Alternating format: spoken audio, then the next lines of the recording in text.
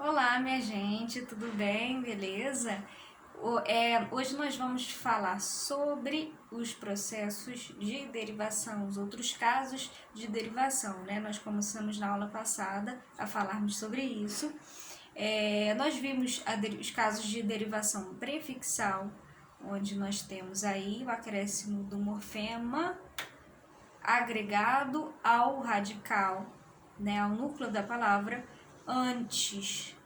E o sufixo, os casos de derivação sufixal, que são morfemas, o acréscimo né, desses morfemas pós-núcleo, né, pós-núcleo da palavra. Então é o que a gente chama, por exemplo, né, a palavra infelizmente. Infelizmente é a principal palavra aí que a gente usa para os exemplos, né? Então a gente tem o núcleo da palavra, o radical feliz, nós temos aí o prefixo e o sufixo, né? Esse é um caso clássico de derivação prefixal e sufixal. Acontece que aqui nós temos um caso de derivação prefixal e sufixal. O que não vai ocorrer, porque na verdade, quando é derivação prefixal e sufixal ao mesmo tempo, né, você sabe por quê? A ausência de um ou de outro afixo não vai determinar na lógica da palavra, né? A palavra vai continuar tendo existência, né? Então, felizmente, é uma palavra que existe no nosso vocabulário, ao passo que, né, também infeliz também é uma forma, uma palavra que existe no nosso vocabulário. Então aí eu sei que há um acréscimo prefixal e sufixal, diferente da parassíntese, né, que são aqueles casos em que ocorre sobretudo com verbos, né? A parassíntese ocorre muito mais recorrente com verbos, tem um grupo muito grande de verbos aí com os casos de parassíntese, né? Se a gente for ver a lista de verbos em que ocorre parassíntese. E pouquíssimos casos de derivação parassintética com nomes, né? Apenas 8, se eu não me engano, apenas 8 casos de derivação parassintética com nomes. O caso das derivações parassintéticas não vai ocorrer isso, né? Na derivação parassintética ocorre o acréscimo simultâneo. Na derivação parassintética, você tem um acréscimo simultâneo dos morfes ali, né? Tanto dos afixos, né? Os afixos são agregados simultaneamente e também devem ser retirados, né? Se a gente for para uma análise aí de prefixo e sufixo, de estrutura, eles também deverão ser retirados simultaneamente. A ausência de um ou de outro configura uma palavra que não existe, né, na realidade linguística, né, no nosso vocábulo, né? Então, se a gente tem, por exemplo, né, um dos verbos que a gente tem é ajoelhar, tem números, amanhecer, ajoelhar, tem apregoar, aquentar, tem empalhar, tem deixa eu ver aqui o que mais, amolecer, tem muitos verbos. Então, ajoelhar, né? Eu tenho aí o joelho, que é basicamente o radical, o núcleo desse verbo, né? O núcleo verbal. Eu tenho os afixos aqui, ó. Só que eu não tenho a ausência do prefixo, por exemplo, configura numa palavra que não existe na língua portuguesa, né? Não existe joelhar, também da mesma forma não existe ajoelho, né? Então, o acréscimo simultâneo desses afixos é que vai dar a parassíntese, né? Esse caso de parassíntese. Então, essa é a grande diferença entre a derivação prefixal e sufixal e a parassintética. Na parassintética, você tem um acréscimo simultâneo e somente deverá, né, ser assim, dessa forma. Porque de outra maneira, a palavra não, basicamente não existe, né? No nosso vocabulário linguístico. Então vamos aos outros processos de derivação. Então aí eu vou citar mais a nomenclatura que o Bechara usa, minha gramática é de 2006. E além dos processos gerais, né, que nós temos ainda o caso de formação regressiva, o que ele chama de formação regressiva. Formação regressiva. Formação regressiva. Eu vou falar um por um, tá? Então, na formação regressiva, né, é o mesmo que a derivação regressiva, vamos dizer assim, né? O que ele chama de formação regressiva é o mesmo que derivação regressiva. A derivação regressiva acontece, né, quando você tem formas verbais, quando você tem verbos que são transformados em substantivos de ação. Você tem, também alguns autores já falam que é derivação deverbal. Tem a derivação deverbal também, que são esses verbos que dão, né, origem a substantivos de ação. Então você tem lá combater, combate, né? Você tem pescar, pesca, né? São todos esses verbos que dão, né? Que fazem aí né, a mudança da classe gramatical de um verbo para um substantivo.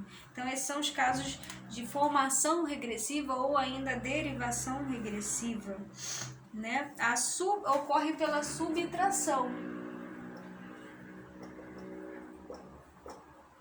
Pela subtração de formas verbais, nós podemos ter, né? Basicamente, o que a gente tem as formas verbais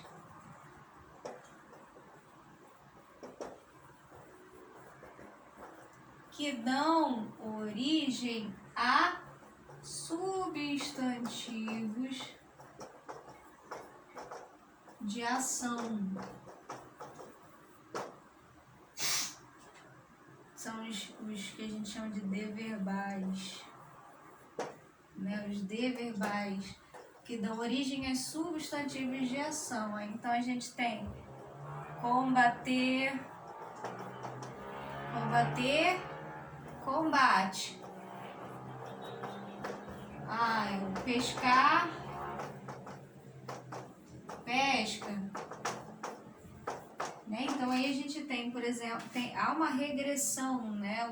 Esse R que é formador dos sufixos das desinências de futuro, eles quedam, eles saem da jogada, e aí você tem um caso de regressão. E são considerados casos de derivação, vamos dizer assim, porque você sai de uma lógica, você sai de uma significação para outra, sai de uma classe gramatical para outra. Certíssimo? Ok, galera? Então aí a gente tem, né? Tem gritar, grito, né? Entre outros. Sufocar, sufoco. Ainda, né? Algo que ele cita aqui também, que ele fala assim: tais derivados regressivos procedem da primeira ou da terceira pessoa do singular, do presente, do indicativo, que explica a sua distribuição em substantivos de tema em O, providos da primeira pessoa, ou em tema em A, ou em E, providos da terceira, se provindos da terceira, sem que se possa prever a opção da norma para a escolha da vogal temática. Os de tema em O têm maior vitalidade no português moderno, especialmente na variedade informal. Então, tem o amasso, o agito, o chego, o sufoco, o apago, né? E a gente não pode confundir com as formas verbais na primeira pessoa, né? Na primeira pessoa do presente do indicativo, né? Ok? Outro caso que nós vamos ter aí é o caso da abreviação. Outro caso, abreviação. Alguns casos de abreviação, normalmente você tem, né, um termo que é abreviado, que ele se torna uma palavra, um vocábulo, né, na verdade, melhor dizendo, um vocábulo, e ele fica incorporado no nosso vocabulário. Então, os processos de abreviação consistem no emprego de uma parte da palavra pelo todo. É comum não só falar coloquial, é muito comum no falar coloquial, mas ainda na linguagem cuidada por brevidade de expressão extra ou por extraordinário ou extra fino, né? Então, a forma abreviada, ela passa realmente a construir uma nova palavra, certo? Nos dicionários você encontra esses casos de abreviação já incorporados, né? Sem tratamentos à parte, sofrem variação de sentido em relação, né? Por exemplo, fotografia e foto são sinônimos porque designam a mesma coisa, embora a situação não seja absoluta. Foto, além de ser o emprego mais corrente, a gente fala mais foto do que fotografia, né? Ainda serve para títulos de casos de gênero, o que não se dá com o termo fotografia. Então, aí a gente tem alguns casos de especial da abreviação por se criar um processo de palavras em torno disso, né? Próprio, né? Eles se tornaram tão assim, eles são tão usados que eles já se tornaram parte incorporada do vocabulário. Então, por exemplo, as siglas, por exemplo, a ONU, a gente já se tornou já uma palavra, vamos dizer assim, nos casos de abreviação. Então, a gente tem aí a ONU, tem as universidades públicas aí, federais, né? Tem a PUC, tem a UERJ, tem as federais, tem as estaduais.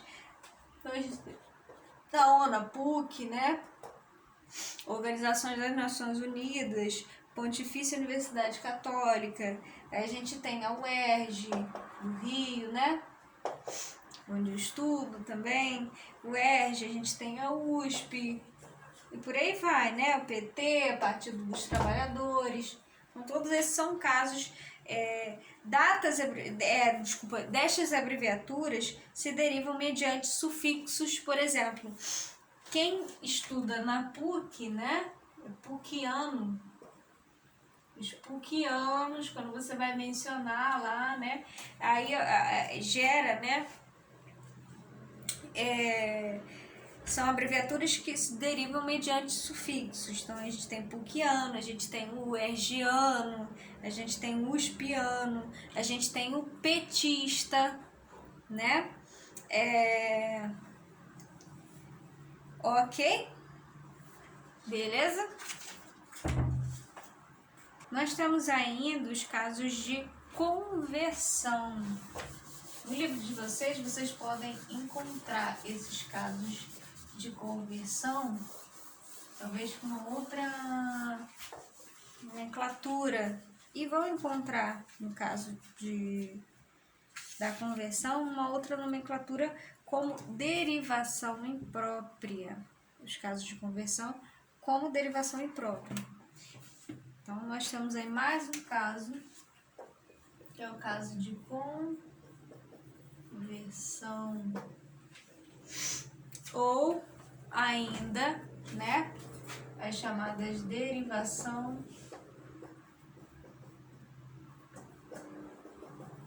imprópria. Casos de conversão por quê, né? Porque é o emprego de uma palavra fora da sua classe normal. Então, é um emprego. A palavra está fora da sua classe normal, vou dar um exemplo aqui. Ó, terrível palavra é um não. Terrível palavra. Eita. Terrível palavra é um não.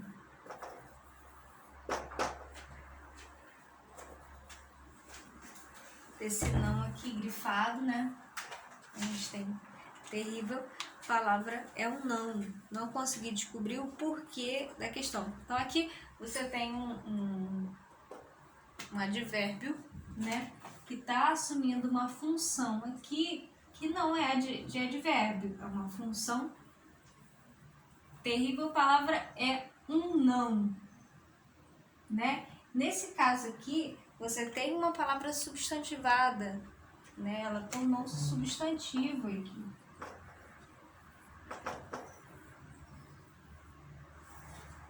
E ainda está assumindo uma função de predicativo do sujeito aqui nesse caso, nessa construção, né? Não é uma terrível palavra, né? Vamos dizer assim, nessa construção aqui.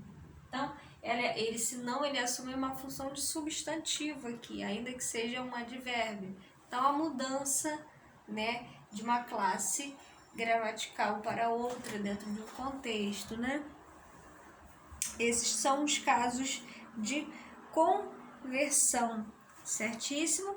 E a gente ainda tem os processos de combinação, que é um outro caso aqui que ele fala, que é um caso especial de composição. A composição, nós vamos ver os casos de composição, e nós temos aí dois ou mais radicais, né? A junção, né? A contração aí, ou a combinação de dois ou mais radicais, né? Nos casos de derivação, você tem um radical apenas, né? Você tem um núcleo ali apenas. No caso das combinações, não, né? No caso da composição, desculpa, melhor dizendo, né? Nos casos de composição, você tem aí dois ou mais radicais, né? A combinação é um caso especial de composição em que a nova unidade resulta da combinação da parte de cada um dos dois termos que entram na formação dela. Então, por exemplo, a gente tem aí o português e o espanhol, que a gente costuma falar de portunhol. Deixa eu botar aqui rapidinho. Nos casos ainda, né, a gente tem a conversão, que é de casos de derivação própria, e a gente tem os casos de combinação, que é um processo de composição, tá no eixo da composição. Quando a gente tem dois ou mais radicais. Dois ou mais radicais. Nos casos de combinação, você tem a formação, a combinação da parte de um dos dois termos que entra na formação, na própria formação da palavra. Então, a gente tem aí o português mais o espanhol, que é o que gera a palavra portunhol, como a gente costuma falar, né? O portunhol. Ou Bahia Vitória, Bavi, são comuns nas linguagens jocosas, né? Quando a gente une o sofrimento, né? O caso do sofrer e do professor, né? Que se fala que o professor é um sofressor, né? Ou aborrecer com adolescente, que é o caso de aborrecente, né? Então aí você tem esses casos de combinação também. E por último, a intensificação, que é um caso especial que você tem a intensificação, a expressividade no campo da semântica, né? No campo da significação de uma palavra que já existe mediante o alargamento de sufixos, como por exemplo, né? Vou fazer aqui.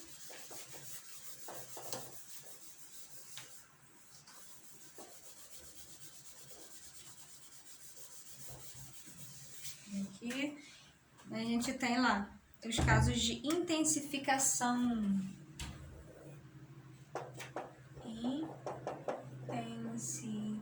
Intensificação. Os casos de intensificação né? Então, é um acréscimo aí do izar, né? Ou às vezes por modelos franceses ou ingleses. Então, aí tem ágil, né? Agilizar, por agir, veicular, por, veiculizar, né? Por veicular, obstaculizar, por obstar, protocolizar, por protocolar, culpabilizar, por culpar e depauperizar, por depauperar. Em alguns casos de intensificação. Certíssimo?